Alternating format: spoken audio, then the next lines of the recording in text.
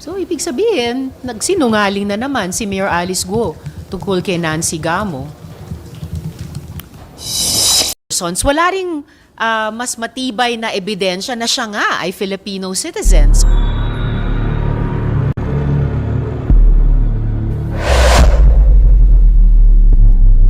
Pogo bilang national security threat. Yung isang naging paksa din sa isang exclusive na unang bahagi ng executive session ay yung isinasagawang link analysis ng ISAF tungkol sa Pogo at iba't ibang mga sentro ng kapangyarihan o yaman dito sa ating bayan.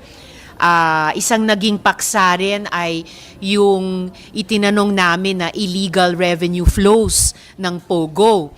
So ito, paksa na pinaka-relevant sa AMLAC, lalo na patungkol sa meron bang at anong klaseng ganitong mga illegal revenue flows sa pagitan na ni Mayor Alice Guo, yung Pogo Hub niya sa Bamban at iba pang aktor. So, sumaklaw yung buong umagang, tumawid pa nga sa hapong ito na executive session sa ganito at iba pang mga paksa. So ma'am, dun sa sabi, akyat na sa Office of the President yung parang issue ng national security threat, yun po yung napagkasunduan, ma'am? Yun yung isang ipinanawagan, suggestion siya nung executive session. Kineri ko po talaga bilang chair na tulad nung ipinanawagan ko na ilang beses kay Presidente na iban na ang Pogo, patigilin na ito, palabasin, paalisin na sila sa ating bayan. Na-raise din yung ganyang panawagan sa executive session at nasabi po namin directly sa NSC. Bilang sila yung council o body sa loob ng gobyerno natin na pinaka-concerned sa usaping national security. Ma'am, the mere fact na hindi nyo nga pwedeng ibulgar dahil executive session, pero masasabi ba natin na mabibigat yung mga informations na na-share sa inyo ng ilang mga government agencies? Mabibigat ang concern ng ating mga government agencies dahil pati sila sinusubaybayan nila syempre bukod sa sila'y resource persons dun sa investigasyon ng Senate Committee on Women tungkol sa kabuang madilim na kwento ng Pogo sa ating bansa, lalo na sa puntong ito na particular iniimbestiga namin yung Pogo Hub sa Bamban at yung kinalaman at personahe ni Mayor Alice Guo dyan sa hub na iyan. At ma'am, dun sa na-share nila ng mga informations, na-establish ba yung nationality ni Mayor Guo at ganyan din na-establish ba yung connection niya sa Pogo at sa ilang mga criminal activities? Walang nakabawas o nakabura dun sa namumuo talagang opinyon ng komite na siguradong may kinalaman siya sa Pogo Hub dyan sa Bamban. Dun pa lang sa documentary evidence, tapos syempre yung ilang mga inputs mula sa mga resource persons. Wala ring mas matibay na ebidensya na siya nga ay Filipino citizen. So nananatili talaga at lalo lamang naging solido yung mga tanong kung siya ba ay citizen o national ng ibang bansa at hindi ng atin. So what will happen next, ma'am, after nitong executive session? Ano yung susunod na magiging hakbang ng Committee on Women? Kailangan pa namin magkaroon ng at least isa or ilan pang briefing, particular halimbawa mula sa AMLAC, tungkol nga dyan sa issue ng illegal revenue streams. At pagkatapos nun, ay pwede kaming magtakda ulit ng pagdinig na even sharper, even more focused than we have been so far tungkol sa mga isyong lumabas, tungkol sa Pogo in general, at in particular tungkol sa Pogo Hub sa Bamban, in particular kay Mayor Alice Guo, at lalong-lalo na dun sa lumilitaw na aspeto ng money laundering dito at sa ibang bansa sa rehiyon, at pati yung mga concerns tungkol nga sa national security. Ma'am, may na-report po ba sa inyo na merong panibagong Pogo Hub dyan sa Pampanga ba na ni-raid ng mga authorities ng PAO? Yes, balita nga po namin sa pamamagitan din ninyo sa media, ni-raid po sa Porac. May naging concerns pa nga kung ito ba ay na-leak, ito ba ay nasunog, pero kung ano pa man, nairaos po iyan at malamang makakarinig na tayo sa kanila soon kung ilan ang kanilang na-rescue na human trafficking victims doon at ano pang ibang mga aspeto ng o anggulo ng POGO doon ang kanilang iimbestigahan na. Okay, Marlon. Ay, sorry. Ito nga pala. When you say raise it to the president is a national security threat, what do you mean by that? Ano ito na pagkasunod? Ang panawagan sa executive session na sinusuportahan ko ay in effect nasabi ko na rin dati kay presidente ng ilang ulit na siya na habang nakapagsalita ng at least minsan ng Senado dun sa committee report ng Senate Committee on Economic Affairs sa ilalim ng kanyang dating chair na si Sen. Sherwin na paalisin na ang mga POGO sa loob ng 3 buwan. Habang hindi pa yan na-actionan, ang executive naman ay pwede ding umaksyon. Kung si Presidente mismo ay magsabi na paalisin na natin ang POGO sa Pilipinas sa loob ng kung ilang buwan, pwede nang magsimulang mangyari yun eh. So ngayon, ang inaasahan ko ay mismong ang National Security Council bilang body sa gobyerno na may pinaka-shop, kumbaga mandato tungkol sa national security, ay sana i-bring up na rin nila ito kay Presidente para makapagsalita na sila tungkol sa usapin ng POGO bilang national security threat. May representative po yung NSC sa May representative din po sila, kaya naipahayag po namin sa kanila yung ganyang panawagan. Di ba si Presidente po mismo yung chair ng NSC? Yes, sila. Sa advisory body, wala pong hindi pa napag-usapan yung photo sa serious threat to our national security. I doubt na hindi pa nila ever na pag-usapan ito. In fact, nabalitaan din namin ilang beses sa inyo, sa media, na mismo ang National Security Advisor ay nagsalita tungkol sa POGO bilang isang concern nila. So hopefully ay dinigin ng NSC yung aming panawagan at dinigin din ni Presidente na pag-aralan ang POGO kung ito ba ay national security threat at kung yan ang mabuo nilang opinyon, ay sana umaksyon si Presidente laban sa POGOs.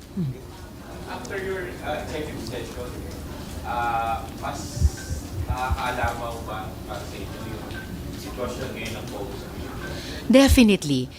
Mas nakakaalarma dahil walang reassurance na hindi ito banta sa ating mga komunidad o hindi ito banta sa ating pambansang seguridad.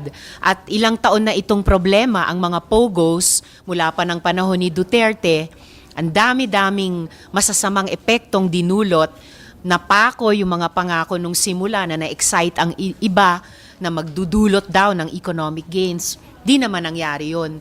Ang laking utang sa buwis, tas yun na nga, ang daming masamang epekto sa ating mga komunidad at posible sa ating bayan.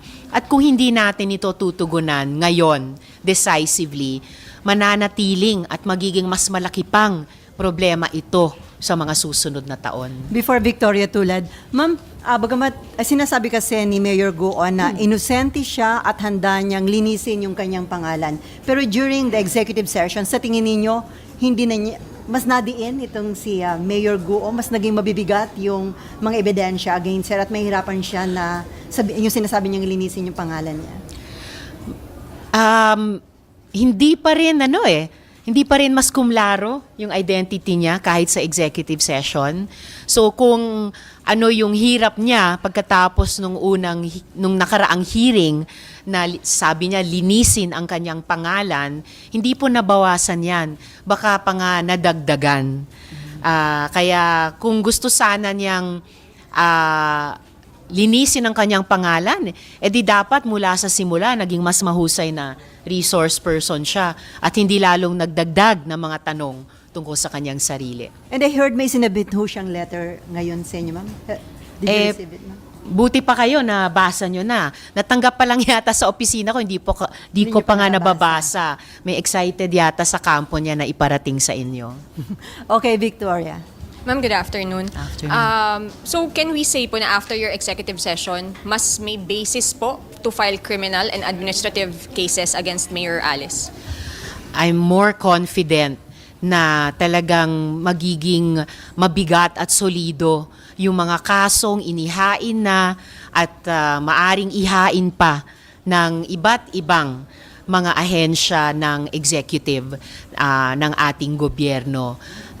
Lumalabas ang katotohanan, hindi sa bibig ni Mayor Alice Guo at hindi lamang sa aming puspusang investigasyon, pati po sa mga parallel investigation ng mga ahensya ng gobyerno.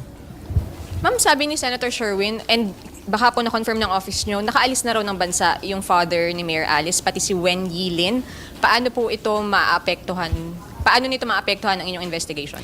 Mahalaga at seryoso ang mga research na ginagawa ng bawat Senate office namin. I-establish namin bago matapos yung investigasyon kung nandito pa ba yung isang magulang o nasa ibang bansa na ba yung isang magulang, ano ba yung kalagayan nila, ano din yung kanilang legal status in terms of yung identity at yung pagtupad o paglabag sa mga obligasyon nila sa ating bayan sa ilalim ng ating mga batas ng Pilipinas. Last po for me, ma'am, was Mayor Alice invited po to the executive session? Why not po? No. Ang executive session ay lamang talaga on request at para sa mga executive agencies natin para maging malaya sila sabihin in executive session yung hindi pa nila kayang sabihin in open hearing. Ma'am, ngayong alam na mismo ng mga executive officials, ng mga national security officials ng administration itong mga nangyayari sa operasyon ng Pogo, do you think aaksyon na si PBBM para nga ipagbawal na ipatigil na yung Pogo operation sa ating bansa? At meron ba nag-commit sa mga executive officials na yun ang kanilang i-recommend sa presidente? Well, syempre hindi naman sila makapagsalita kay presidente, but I really hope aksyonan ito ni presidente. Ano pa ba ang hihintayin nila, no? Lalo na kung magrekomenda ang NSC sa kanila na i-convene sila para diskusyonan nito at posisyonan itong usapin. Itong tanong, ang Pogo ba ay banta sa pambansang seguridad? Okay, Camille, and then Mav. Please use the microphone. Ay. Opo. My question is about this certain barangay. My question is about this certain barangay captain in Banban, Tarlac. It was reported that this barangay captain was suspended by Mayor Guo because of his refusal to sell about 500 plus na hectares, 54 hectares. And it will be parang in coordination with this Chinese group. It's ancestral domain. Paano po ang gagawin natin dito? Dahil obviously, sinasabi po doon kasi may resolution pa raw yung kanilang, yung Office of the Mayor and yung sanggunian na parang he was suspended for not abiding. And considering na ancestral domain, gagawin din Pogo, ano po ba ang mga move natin para dito? Will it be a point against Mayor Guo dahil that's against the Constitution? It would be against the Constitution. It would be against the Indigenous Peoples' Rights Act. Hindi pa po namin napag-aralan yung issue yan, pero narinig ko na nga yung usapin di umano ng land grabbing sa lupang ninuno ng mga katutubong Pilipino. Kung may aspeto pang ang isang barangay captain na IP leader ay sinuspindi ng mayor dahil nanindigan sila sa lupang ninuno nila, na may karapatan sila sa ilalim ng IPRA kung imbestigahan at mapatunayan na may ginamit na kapangyarihan ng mayor laban sa isang barangay captain sa ganyang usapin ng sapilitang pagpapabenta ng lupa, hindi yan makakabuti kay Mayor Alice Guo. Okay, Danielle? Mav muna. Ladies first. Hi ma'am, good afternoon po. Ma'am, meron po kayong natanggap na information na allegedly the father of Mayor Alice Go ay connected daw po sa Chinese Communist Party dahil meron pong mga posts sa social media. But did you receive any actual report on this po? Namomonitor din namin yung mga posts sa social media ng ating mga netizens at ng ilang, siguro mga nag-research din tungkol dyan. At bahagi yan ng mga tanong kung bakit pinapa-raise ko sana kay Presidente sa pamamagitan ng NSC yung aspeto ng POGO ba ay banta sa ating pambansang seguridad. Ang POGO ba ay hindi lamang konektado sa mga international crime syndicates, pero siya rin ba ay konektado sa ganitong mga international crime syndicates dahil ginagamit ng ibang bansa laban sa pambansang interes ng Pilipinas. So, importanteng tanong pa rin yan. Tapos ma'am, pinapaimbita po natin si Nancy Gamo and then last week po meron siyang mga radio interviews, sinasabi niya na willing naman daw siya humarap. Nagparating na po ba siya sa committee na a-attend po siya sa susunod na hearing? Hindi pa naman, pero kung haharap siya sa komite namin, paghandaan niyang sagutin dahil may documentary evidence kami na bukod dun sa siya ang naglakad ng mga papel ng mga naunang negosyo ni Alice Guo, ay siya rin ang nag-ayos ng mga papeles para maka-operate ang Zone 1 sa Bamban nung mga taon na mayor na si Mayor Alice Guo. Napakinggan ko yung at least isa sa mga interview nila, dami niyang alam tungkol kay Mayor Alice Guo. Maalala nyo, nung una kong tinanong kay Mayor Alice Guo, ang Nancy Gamo, ang unang-unang sagot niya ay hindi ko alam. What does that tell you, ma'am? Na si Nancy Gamo nga po sinasabi niya, over a decade niya nang kilala si Mayor Go at parang personal na kilala and then Mayor Go was denying knowing her dun pong umpisa. So, ibig sabihin, nagsinungaling na naman si Mayor Alice Guo tungkol kay Nancy Gamo. Sorry, last ma'am, ano po kaya motivation? Bakit po kailangang magsinungaling on the identity of Miss Nancy Gamo? Siguro, kailangan magsinungaling kung may kailangang itago. So, kung ang pinaka-iniimbestiga namin kay Mayor Alice Guo ay yung kanyang link sa Zone 1, baka ayaw din niyang i-confirm ang pagkakilala niya sa kahit sino pang ibang tao na may documentary evidence na kami, may link din sa Zone 1. And then Danielle. Afternoon. Ma'am, si Senator Jinggoy po ini-insist na allegedly meron daw partner si Mayor Go na parang allegedly involved din daw sa POGO. Do you intend na invite din po ba yung sinasabing partner daw ni Mayor Go? Sa ngayon, hindi po. Hindi po. Inaalam lang namin yung personal life ni Mayor Alice Guo sa pagkakonekta niyan sa kanyang legal identity at sa legal personality para gawin o di dapat gawin yung ibang mga official acts niya. Kung yung taong tinutukoy ay may kinalaman sa POGO, sa ibang bahagi ng bansa, posibleng at sometime in the future, maimbestiga yon kapag mayroong tulad sa amin ngayon na may tumakas na biktima at nalaman po namin iyon. Or kapag magfa-fact find sa POGO sa buong bansa, limbawa, kung tatalakayin ito ng NSC. Pero sa ngayon, wala pong balak pa ang komite imbitahin yung taong iyon. Okay. Hi, Senator Bons from Rappler. Ma'am, balikan ko lang po yung sa SALN. Kasi di ba during the last hearing before, she presented two. June 30 and then July 1 and then you question bakit biglang bumaba. So tanong ko lang po, is your office looking into this? Kasi may precedent before during the Corona impeachment trial before yung sa Senate din, merong at least 6 public servant na na-dismiss because of minor infractions sa kanilang SALN. So is this another ground for disqualification for the mayor? Sa ngayon, if it will lead to that, then pag-reinforce siya dun sa ibang mga procedure, halimbawa sa COMELEC or sa or sa ombudsman ba yon, yung isa na posibleng matanggal sa posisyon. Pero just as surprisingly contradictory documents, yung pagtanggal ng mga 7 real assets as land land properties mula dun sa unang SALN of 2022 papunta dun sa pangalawang SALN of 2022, one day apart lang.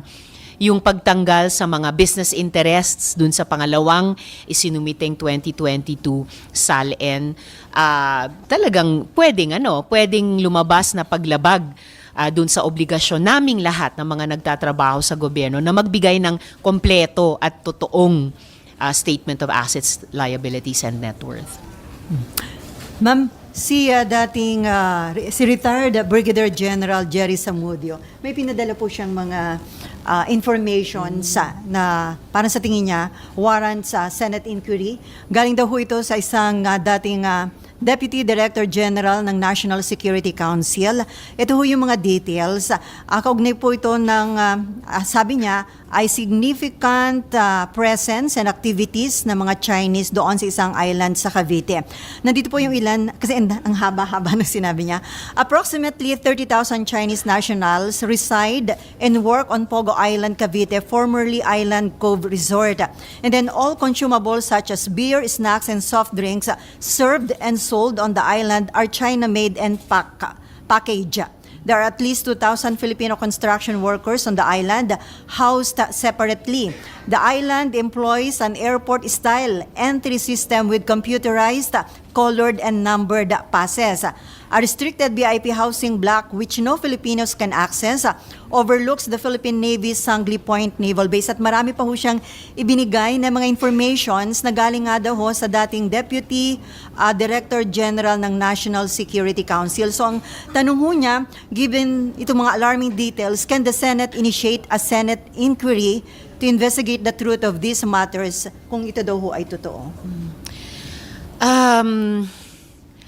Kung matuloy yung pag-aksyon sa rekomendasyon ng Senate Committee on Economic Affairs na pinirmahan kong committee report na i-ban ang POGO sa loob ng 3 buwan, kung pagkatapos ma-finalize itong committee report ng Senate Committee on Women at siguradong irerekomenda naming paalisin na ang POGO sa Pilipinas, then kahit aling POGO hub, kahit saang bahagi pa ng bansa, ay kakailanganing paalisin din. Pero may initial info na kayo tungkol nga dito sa Island Cove? Yung ganitong mga inputs mula sa social media sa iba't ibang netizens natin at iba't ibang mga manunulat. And then may Opo. mensahe sa inyo, ma'am, na sabi niya, an inquiry is crucial for ensuring the sovereignty, security, and well-being of our nation. I trust in your commitment to safeguarding our country and hope that through your efforts, the government can take immediate steps to address these concerns. Yun po yung message. Maraming salamat kay General Zamudio. And i-follow up po talaga namin yung panawagan sa NSC at sa pamamagitan ng NSC, panawagan kay Presidente. Okay, Marlon. Yung binanggit ni Ate Selly, di ba mas interesting yun kasi yung Island Cove, malapit na malapit talaga siya sa naval Sangley base Point. natin sa Sangley Point. Yeah. And actually, even before that, may mga ganong concern na na yung pagtatayo ng POGOs doon, baka parang smoke screen lang siya to surveil yung naval base natin sa Cavite. That's why yung tanong sa NSC at kay Presidente kung ang POGO ba ay banta sa national security. Dahil may ganitong posibleng aspeto sa lahat ng POGO hubs dito sa buong Pilipinas. So, kaya interesante whether that hub or others dahil sa ganong aspeto. Kung ano lang po yung pwede nyong ma-share, Senator, kasi yung binabanggit nyo na national security threat, can you mention even a few instances or issues discussed during the executive session na pwedeng hindi i-share sa public? Bakit nyo nasabing national security threat na yung POGO? nung simula ng executive session, akong nagpaalala sa lahat na executive session ito at subject sa rules ng Senado. Kinaya kong talakayin yung ilang mga paksa na tinalakay namin. Pero sigurado sa pagdating ng susunod na committee hearing, open hearing, public hearing, mai-surface na namin yung ibang mga punto na by that point in time, mas na-finalize na at hindi na subject ng ongoing operation or ongoing investigation. And ma'am, i-follow up ko lang, in case na inyong imbestigahan itong sinabi ni retired General Zamudio, mahalaga ba na humarap yung former Deputy Director General ng National Security Council kasi siya yung nag-share ng information? General Zamudio? Sa kanya. Siya yung nag-share sa kanya yung... siya ba mismo yung former? Tinatanong ko. Sabi niya natanggap niya yung message niya yun for a former Deputy Director General ng NSC. Okay. Posible, maimbita sila, but at the very least, yung kasalukuyang NSC ay tatanungin dahil sila din naman ang dapat may institutional memory ng lahat ng mga information or intelligence na mayroon ang council. Cecil and then Nino. Apo, Ma'am Cecil sa Star. Ma'am, while you mentioned that you have gathered substantial information during the executive session, ano pa po yung ina-expect natin na hahanapin sa mga susunod na hearing po? Well, if-finalize na lang namin, ano pa ba yung, sino-sino pa ba yung mga resource persons na dapat naming imbitahin? Alin pa bang mga anggulo ang dapat talaga naming ipin down? Merong bang anggulo na dapat bitawan na namin? So basically yon, further sharpening, further honing yung magiging findings at recommendations namin sa committee report.